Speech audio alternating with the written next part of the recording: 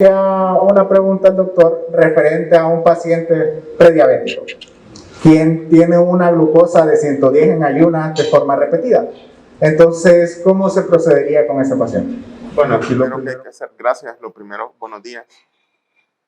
Antes que nada, buenos días, buen provecho. Aquí lo que hay que hacer es, en primer lugar, confirmar el diagnóstico, si es prediabetes o diabetes. Hay que tener claro que la prediabetes es un factor de riesgo cardiovascular, no es una enfermedad en sí. Y la diabetes mellitus, la diabetes mellitus más que una enfermedad es un síndrome, porque hay varios tipos de diabetes, mellitus tipo 1, tipo 2. La diabetes mellitus es un síndrome, porque más que una enfermedad hay varios tipos de diabetes. Y usted recordará que la definición de síndrome es un conjunto de síntomas y signos que responden a diversas causas. Entonces, en ese sentido, recordamos la sintomatología de la diabetes mellitus, el cuadro clínico que puede ser sin síntomas y con síntomas. Y entonces, luego de esto, usted tiene que, voy a colocarme aquí para los que no me ven por el muro, debe de confirmar el diagnóstico. Clásicamente hay 3 criterios establecidos, ¿verdad? La diabetes, para el diagnóstico de diabetes mellitus. Uno de ellos es la glucosa en ayunas, la glucemia en ayunas, no se dice glicemia, se dice glucemia. Glicemia es un anglicismo. Lo correcto es decir glucemia. La glucemia en ayunas mayor o igual de 126 miligramos por decilitro. La prueba de tolerancia a la glucosa oral, que el requerimiento son 75 gramos de dextrosa anhidra u 82.5 gramos de dextrosa monohidratada. Y estas pruebas se hacen con un ayuno de más de 8 horas y bajo requerimientos que no haya estrés, que no haya fumado, que no haya tomado el paciente, bebidas alcohólicas, etc. Y luego de eso, si en el contexto de la prueba de tolerancia a la glucosa oral a las 2 horas, el paciente tiene una glucemia de 200 miligramos, mayor o igual de 200 miligramos por decilitro, y ese es otro criterio diagnóstico. Y el otro es la hemoglobina glicosilada 1C. Hay varios tipos de hemoglobina glicosilada, 1C, A1B, A1A, etc. Pero la que se utiliza es la hemoglobina glicosilada 1C. Se expresa en por ciento porque es un producto terminal de la glicosilación avanzada. Y la hemoglobina glicosilada tiene que ser A1C mayor de 6.5. Es decir, si hay 2 criterios, por lo menos si se cumplen 2 criterios de diagnóstico, ya usted tiene un paciente, un diagnóstico de diabetes mellitus en ese paciente. ¿Qué es lo importante aquí? Lo importante es que por lo menos tenga 2 criterios diagnósticos. Si tiene los 3, ya tiene diagnóstico, el criterio. Pero si solamente tiene uno, por ejemplo, uno de los criterios para realizar la prueba de tolerancia a la glucosa oral es que haya salido una glicemia en ayunas alterada previamente o una prediabetes, es decir, una intolerancia a los hidratos de carbono. Ya eso es un criterio, entonces usted debe de volver a repetir anualmente la prueba de tolerancia a la glucosa oral. Se lo digo porque, a ver, hay muchos criterios conceptuales, pero uno tiene que ser práctico. Tiene que imaginarse cuando uno está en el consultorio qué es lo que debe de hacer cuando le llega un caso. De nada sirve tener mucha teoría si no tenemos práctica. Entonces, una vez que usted confirma, ya tiene... ¿Cuándo va a realizar la prueba de tolerancia a la glucosa oral? Hay varios criterios. Por ejemplo, que el paciente tenga hipertrigliceridemia, antecedentes de un familiar en primer grado, menor de 55 años, que tenga enfermedades cardiovasculares o riesgo coronario. Incluso ya se está adaptando el hecho de que tenga una tiroiditis, es decir, una enfermedad autoinmune del tiroides. Un antecedente de prueba de tolerancia a la glucosa, una intolerancia a los hidratos de carbono, glucemia en ayunas alteradas. Todos estos son criterios de pesquisa o de búsqueda. Se lo digo porque uno tiene que realizar actividades preventivas y actividades curativas, ¿verdad? lo principal es la actividad preventiva. La medicina preventiva es mucho más factible para sistemas de salud como el de nosotros. Bueno, eso, perdón. Muchas gracias, doctor. Solo para aclarar, entonces, si nos acabamos un poco, porque estamos. Oh. Bien. Una consulta práctica, doctor, y es que el paciente, por ejemplo, no tenga los recursos económicos para hacerse una curva de tolerancia oral a la glucosa y una glicosilada y solo pueda repetirse el examen. ¿Cómo se haría en ese caso para el diagnóstico? Bueno, el diagnóstico discurre por la realización anual de glucosa en ayunas. También hay que valorar la factibilidad de la realización de la prueba. Y si tiene posibilidades de hacerse una o la prueba de tolerancia o la hemoglobina glicosilada, pues sería de una extraordinaria ayuda. Pero si tiene esas dificultades, entonces uno tiene que valorar también las situaciones en las que se encuentra. Y valorar también factores de riesgo, ¿no? Como les acabo de mencionar. Y realmente uno tiene que empezar a manejar al paciente prediabético como un paciente ya prácticamente en diabetes, es decir, cambios en el estilo de vida y el uso de uno de los clásicos de los que le voy a hacer mención ahora en la terapia inicial, que no ha pasado de moda. Y es el tema con el que vamos a empezar ahorita. Bueno, su servidor, Juan Pablo Carías Díaz, especialista en endocrinología y docente de la Facultad de Ciencias Médicas de la Universidad Nacional Autónoma. Vamos a hablar acerca de la terapia tratamiento inicial. Yo creo que el término debe ser más adecuado o ajustarse a terapia, porque la terapia implica cambios en el estilo de vida e implica tratamiento farmacológico. Es decir, la diabetes mellitus es un síndrome que implica o que requiere el uso de cambios en el estilo de vida, que son una de las piedras angulares del tratamiento. Nosotros trabajamos con objetivos y los objetivos que nosotros tomamos en consideración para el manejo de la diabetes mellitus son defender la reserva pancreática de insulina, evitar las manifestaciones clínicas, las 5P, recuerdan ustedes, polidixia, poliuria, polifagia, pérdida de peso, las manifestaciones, la reserva pancreática, evitar manifestaciones clínicas de hipoglucemia, evitar la hipoglucemia se dice, y pues tratar de insertar al paciente a una vida lo más normal que se pueda, ¿verdad? En el sentido de que el paciente no debe de verse como una persona minusválida o con capacidades especiales, se dice ahora. Simple y sencillamente son pacientes que tienen condiciones, que hay que observarlas, la educación diabetológica es muy importante.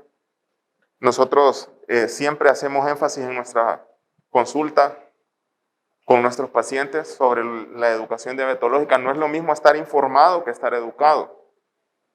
Usted puede tener conocimiento, pero no lo aplica. El paciente informado es el que tiene el conocimiento y el paciente educado es el que lo aplica a su vida cotidiana, ¿verdad? Demuestra de que consciente e inconscientemente está aplicando ese conocimiento. Entonces eso es muy importante. Y evidentemente que la relación médico-paciente sea lo más empática posible. No sobreinvolucrarse, pero tampoco desdeñar la condición en la que se encuentra el paciente. Y por último, antes de empezar, como tal, nosotros consideramos muy importante el diálogo permanente con el paciente, ¿verdad? Muy importante, y recordar que el paciente pasa por diversas etapas o fases de negación, de culpa, ¿verdad? ¿Por qué me pasa esto a mí? ¿Por qué tuve que ser yo? Y son situaciones o lógicas de la diabetes, ¿verdad? Finalmente todo concluye con la aceptación. Si nosotros logramos llegar de que el paciente acepte su condición y esté dispuesto a ejecutar constantemente cambios en su vida, ya nosotros habremos dado un paso importante en lo que es el tratamiento inicial diabetes.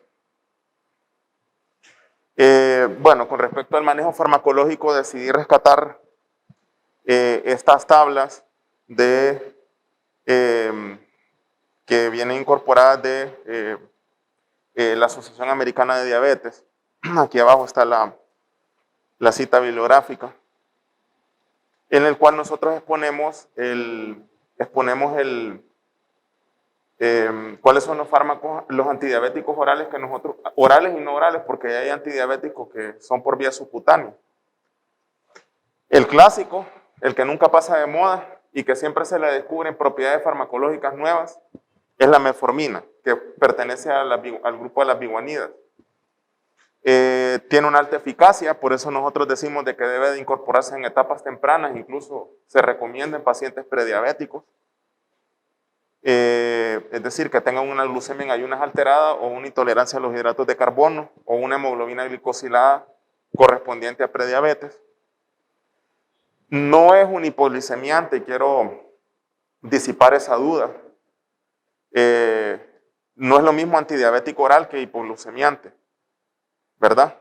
El hipoglucemiante es el que induce, el que dentro de sus reacciones farmacológicas adversas o reacciones adversas está la inducción de hipoglucemia. Este medicamento lo único que hace es sensibilizar a la insulina, mejora la sensibilidad hepática a la insulina y evita la gluconeogénesis nocturna. Por eso es recomendado utilizarlo al horario de la cena, porque al evitar la gluconeogénesis nocturna, propia del paciente que tiene resistencia a la acción de la insulina, la diabetes es un estado de resistencia a la acción de la insulina, entonces esto es lo que tiene como consecuencia de que mejora la sensibilidad a la insulina y mejora la glucemia en ayunas y la intolerancia a los hidratos de carbono. Tiene potenciales beneficios, o sea, tiene un efecto neutro en la pérdida de peso, tal vez un 2% de pérdida de peso corporal. No se debe utilizar la metformina como un fármaco para reducción de peso. No es un fármaco que esté indicado por la FDA para reducción de peso corporal, sin embargo tiene un efecto discreto, modesto en la reducción de peso asociado a lo que les acabo de explicar. Y tiene un potencial beneficio para los pacientes que tienen enfermedad cardiovascular aterosclerótica. Recuerden que las enfermedades cardiovasculares no necesariamente tienen que ser ateroscleróticas, pero en la inmensa mayoría de los casos ese es el sustrato fisiopatológico. Y en el fallo cardíaco tiene un efecto neutral. Es un medicamento que no deja de pasar de moda por su bajo costo en comparación con todos los beneficios potenciales que tiene. La vía de administración es oral, ¿verdad? Y tiene efectos neutrales sobre el progreso de la enfermedad renal. Está contraindicado tal vez en los pacientes que tienen un filtrado glomerular Creutzfeldt-Gold corregido por superficie menor de 30 mililitros por minuto sobre metro corporal, superficie corporal. Y los efectos, reacciones adversas son efectos gastrointestinales, típico de la mayoría de fármacos por vía oral, y puede potencialmente depletar o interrumpir la absorción de vitamina B12 por diversos mecanismos. Entonces hay que darle seguimiento con un hemograma al paciente, ¿verdad? Porque puede tener una anemia megaloblástica. Si la tiene, suspender el fármaco.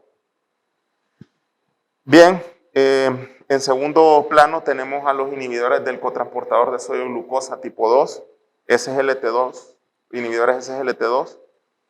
La eficacia es intermedia, probablemente no llega a ser tan alta como el caso de la metformina. No producen hipoglucemia, tampoco son hipoglucemiantes, son antidiabéticos. Hay una reducción importante de peso corporal porque intervienen en la absorción tubular de glucosa, entonces induce glucosuria y hay que explicarle ese detalle al paciente de que si se hace un examen de orina, general de orina, y aparece glucosa en orina, en el contexto del consumo de estos medicamentos de apaglifosina, empaglifosina, eso es una consecuencia lógica de su uso. Los efectos cardiovasculares en enfermedad aterosclerótica están demostrados, en fallo cardíaco también. El único Uno de los inconvenientes de este medicamento, de estos medicamentos, es su costo. No es sustentable para el sistema de salud nuestro, es decir, no se debe utilizar de rutina por esa razón. La vía de administración es vía oral y tiene beneficios en enfermedad renal, tanto como su progreso, ¿verdad? Como para frenar su progreso. Y pues hay que valorar el uso de ajuste de dosis en aquellos pacientes que tengan una disminución considerable del filtrado glomerular, sobre todo menor de 30.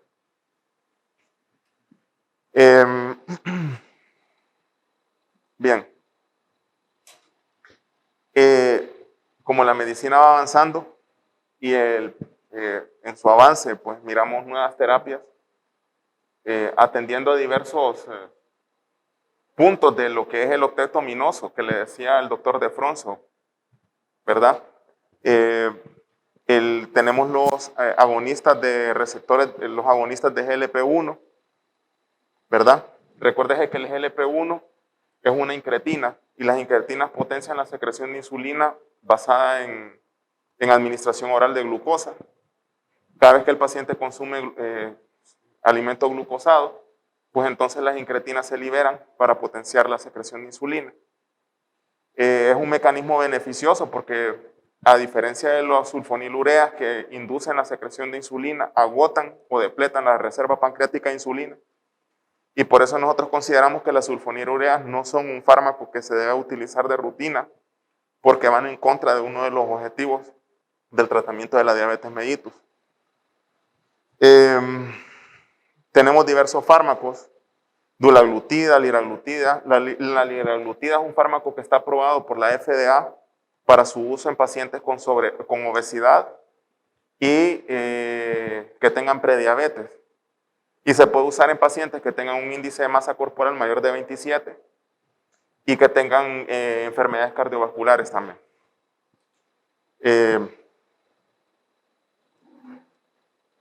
Sus beneficios en enfermedad cardiovascular, en fallo cardíaco son neutros. Lamentablemente su costo es otro inconveniente, tiene un alto costo. Y tienen un gran beneficio en pacientes que tienen fallo, o sea, tienen beneficio demostrado en pacientes que tienen fallo renal. Y no se debe usar, hay que usarse como precaución en los pacientes que tienen un filtrado glomerular corregido menor de 30. Tenemos los inhibidores de DPP-4. La DPP-4, la dipeptidilpeptidasa 4, es una enzima que degrada las incretinas. Las incretinas tienen un tiempo de vida medio muy corto. Y es por el efecto de la dipeptidilpeptidasa 4. Es una enzima ubicua, es decir, que se encuentra en diversos órganos de la economía, tejidos de la economía. Tiene un efecto, tiene una eficacia intermedia en el manejo de la diabetes mellitus. Por cuanto y demás no debe ser utilizado como monoterapia en aquellos pacientes de difícil control. Se los comento porque hemos visto en no pocos casos que pacientes que tienen un mal control metabólico llegan a la consulta solamente con un inhibidor de la DPP-4, por ejemplo la sitagliptina, vildagliptina, linagliptina, y pues ahí no estamos haciendo nada. Es poco lo que estamos haciendo para mejorar la calidad de vida del paciente. Las hipoglicemias, evidentemente no es un hipoglucemiante. Tienen un efecto neutro en la reducción de peso corporal. Está indicado en pacientes de la tercera edad. ¿Por qué razón? Porque no queremos que pierdan masa muscular. Y como estos medicamentos no depletan masa muscular, entonces sí está indicado en los pacientes de tercera edad, no así en los pacientes que tengan obesidad o sobrepeso y que vivan con diabetes. Solo debe de ser utilizado en pacientes diabéticos. O mejor dicho, que vivan con diabetes mellitus, no es diabético, por un término peyorativo. Efectos cardiovasculares, en enfermedad cardiovascular aterosclerótica, neutro. Incluso se ha descrito de que hay un potencial riesgo en aquellos pacientes con fallo cardíaco, sobre todo en la saxagliptina, que es un fármaco de este tipo, un modelo de este tipo. El costo es alto. No obstante, creo que en el Seguro Social se dispensa sitagliptina a los pacientes que viven con diabetes mellitus. Y los beneficios en enfermedad renal son neutros. Están las tiazolinedionas, ¿verdad? La pioglitazona, rosiglitazona, etc. Pues tienen un efecto considerable en la reducción de glucemia. Tiene un efecto insulinosensibilizante. No producen hipoglucemia, por tanto no son hipoglucemiantes. Pueden inducir ganancia de peso.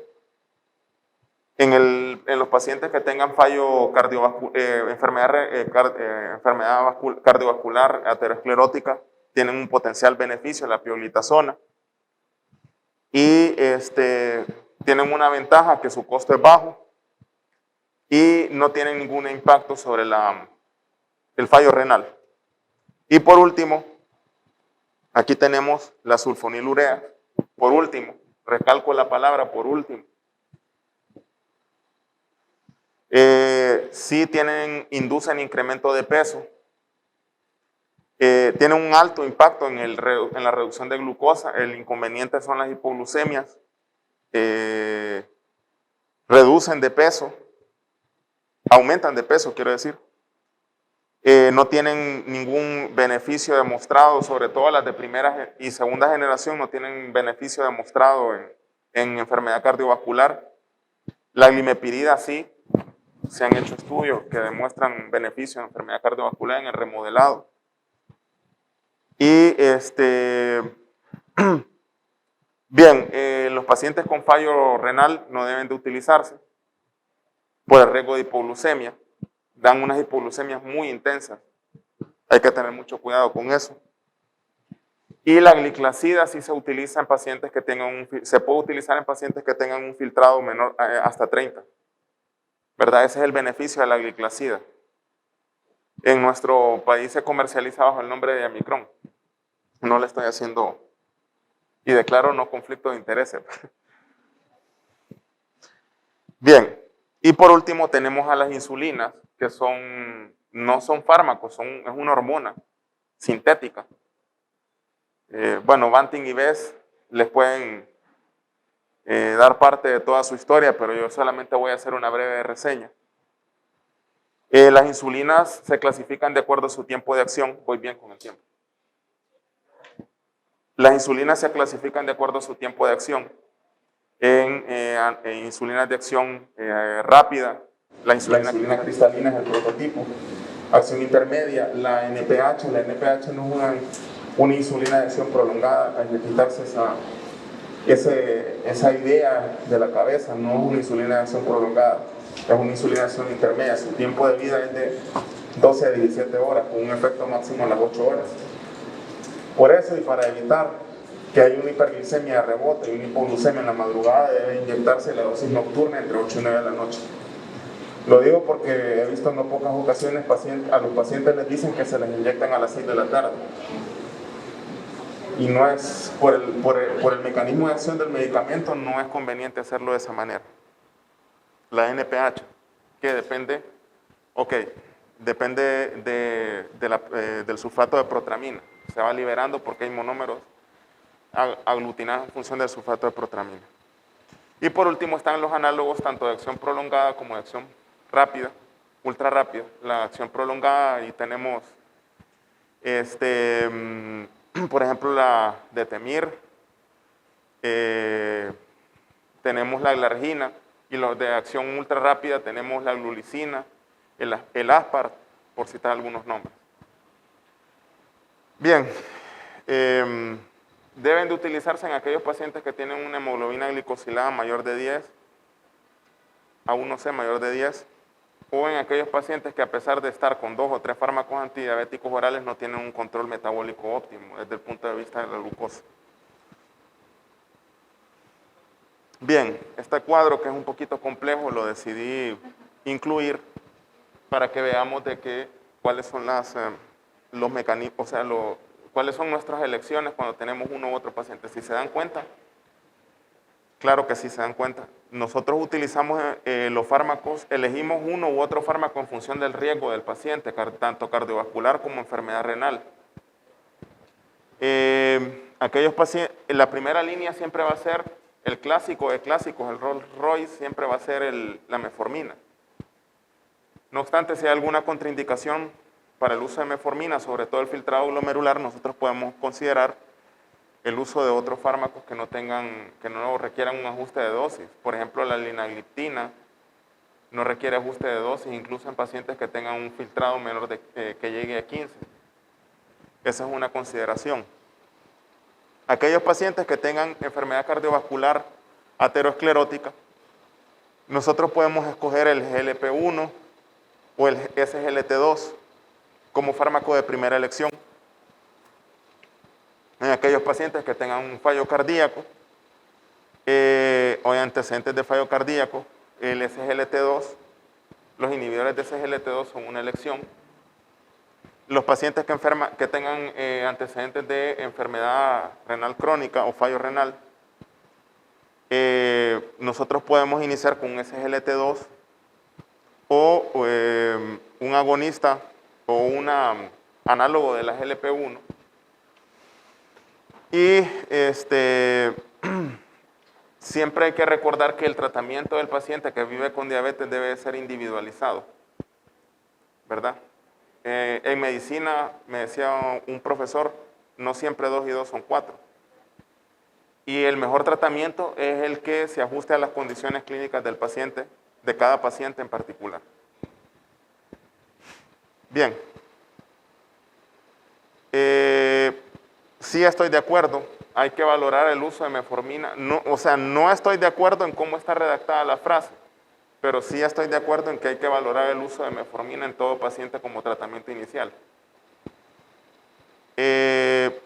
No es un hipoglucemiante, se asocia, en otro tiempo la metformina tuvo el inconveniente de que, y de hecho es así, se asocia a acidosis láctica, ¿verdad? Las biguanidas están relacionadas a acidosis láctica. Entonces, aquellos pacientes que tengan condiciones que predisponen a la acidosis láctica, como insuficiencia respiratoria, no se debe usar en pacientes mayores de 85 años, porque son medioprágicos. En aquellos pacientes que tengan insuficiencia cardíaca congestiva, tampoco.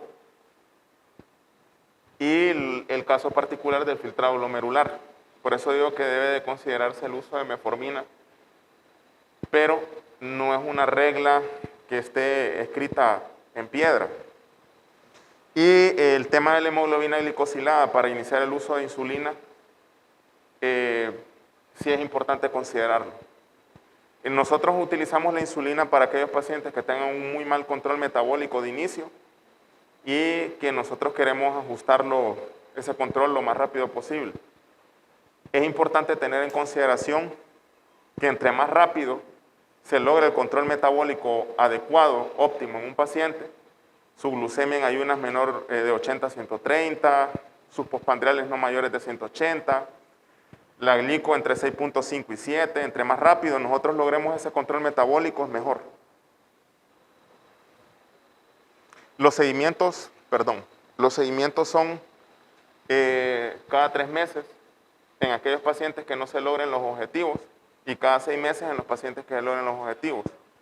Glucemia en ayunas, hemoglobina glicosilada 1C, colesterol total, LDL, HDL, triglicéridos, transaminasas, creatinina, examen general de orina, microalbuminuria, en orina de 24 horas, cálculo de filtrado glomerular.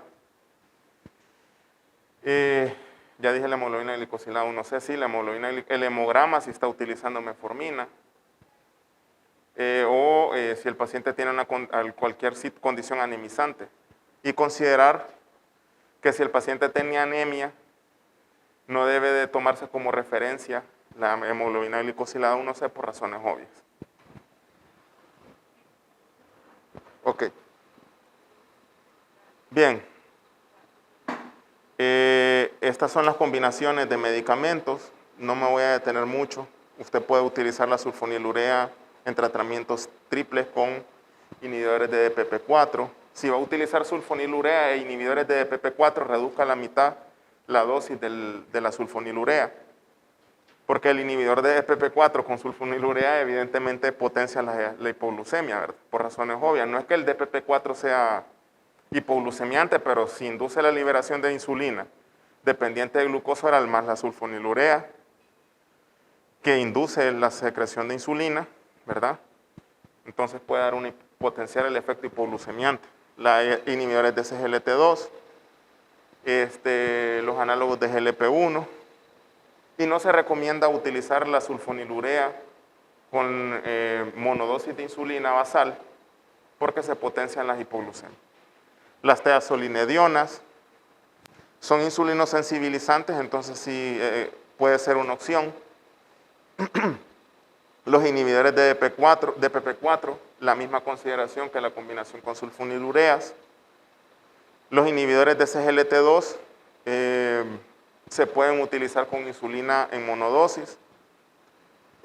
Los agonistas del receptor de GLP-1, incluso ya disponemos en el mercado de una combinación de agonista de GLP-1, lixisenatida con glargina.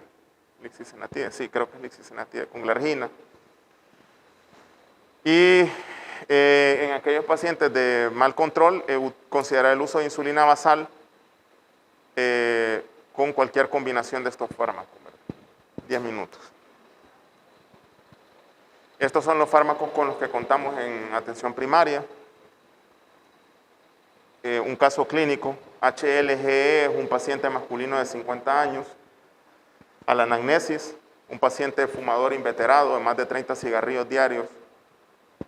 Antecedentes de alcoholismo crónico. Es un trabajador de estructuras metálicas, es soldador.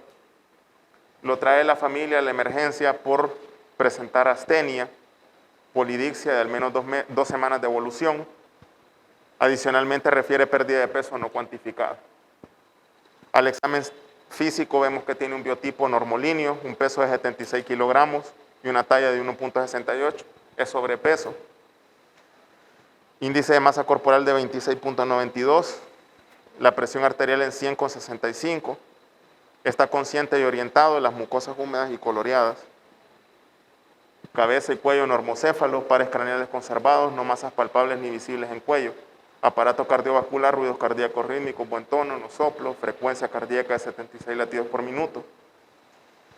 En el abdomen, lo positivo contribuyente es una hernia umbilical reductible. Y en los miembros no hay edema, pulsos periféricos presentes, no hay deformidades, la temperatura y coloración conservadas. Eso es muy importante saberlo porque ya nosotros descartamos que tenga una enfermedad arterial periférica, ¿verdad? Es decir, una formación de placa de ateroma en las arterias de las extremidades. No hay úlceras. Y en las pruebas complementarias tiene una glucemia al ingreso de 380. La urea, la creatinina en 4 miligramos por decilitro. Sorprendentemente no tiene edema. El colesterol total, 370 miligramos por decilitro, el HDL en 78 y el LDL en 180. Tiene un alto riesgo cardiovascular. Ojo con los factores de riesgo coronarios, mayores, modificables y no modificables, mayores y no mayores, ¿verdad? Es decir, por lo menos tiene hipercolesterolemia, y tiene, ¿verdad? Tiene esta condición clínica que es la diabetes mellitus. Triglicéridos en 1230, el suero es lipémico. Hemoglobina en 14, plaquetas ahí está el valor, leucocitos, no hay evidencia de leucocitosis. Y la glico está en 14.3, la función tiroidea es conservada. Se le hace un examen de orina, general de orina, y tiene glucosa, glucosuria, tiene cuerpos cetónicos en una cruz. O sea, hay indicios de que pueda tener una cetosis, ¿verdad? Y en la radiografía de tórax no hay hallazgos patológicos de interés. Y al electrocardiograma el ritmo sinusal es normal. Y hay alteraciones inespecíficas de la repolarización. Es decir, que no hay mayor cosa que atender. Diagnóstico, evidentemente diabetes mellitus, ¿verdad? Por la edad de comienzo podemos sospechar de que es tipo 2 por la forma de comienzo y la edad de comienzo es diabetes mellitus tipo 2. No hay antecedentes de pancreatectomía, ni pancreatitis fibrocalculosa, no hay antecedentes de uso de fármacos hiperglucemiantes como esteroides, no hay antecedentes o estigmas de otras endocrinopatías que pueden inducir hiperglucemia. Entonces deducimos de que es una diabetes mellitus tipo 2. Y este paciente tiene ese diagnóstico. Y bueno, las consideraciones terapéuticas en primer lugar son los cambios en el estilo de vida, un plan de dieta, ¿verdad? La dieta, el plan dietético se calcula en función del peso ideal, de acuerdo a la fórmula de Broca, y hay constantes de acuerdo al nivel de actividad física del paciente. Si es un paciente sedentario, si es un paciente con actividad física moderada o si es un paciente con una actividad física intensa. Y como recomendación, en función de lo que nosotros explicamos anteriormente, por las cifras de glucosa al diagnóstico, de glucemia al diagnóstico y por la hemoglobina glicosilada, evidentemente que nosotros empezaríamos con una terapia insulínica, ¿verdad?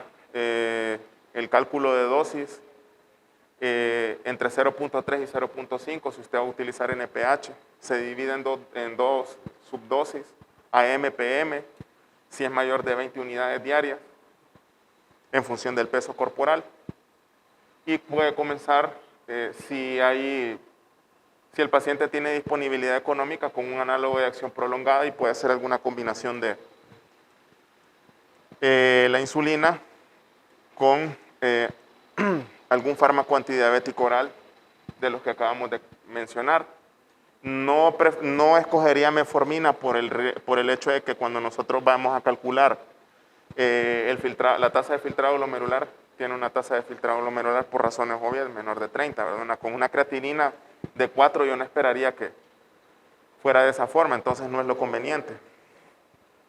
Y podríamos escoger algún otro fármaco antidiabético oral que pudiera ser factible, por ejemplo, un inhibidor de la DPP4, si estuviera disponible una tiazolinediona, revisar siempre los edemas en los miembros inferiores, el uso de tiazolinediona.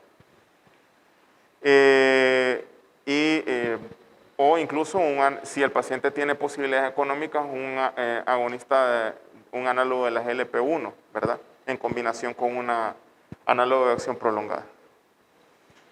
Y darle seguimiento cada 3 meses en un primer momento hasta lograr el control metabólico. Y yo empezaría con una estatina también por la colesterolemia o por la hipertrigliceridemia. Perdón.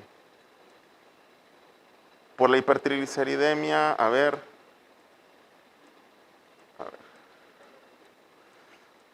Ah, no, me estoy yendo lejos. ¿Qué pasa?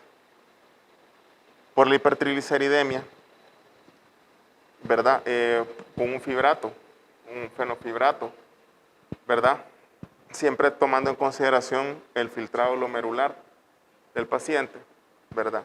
Y valorando la relación riesgo-beneficio, porque tiene una hipertrigliceridemia considerable, mayor de 450, según la TPS ya debe ser tributaria de medicación.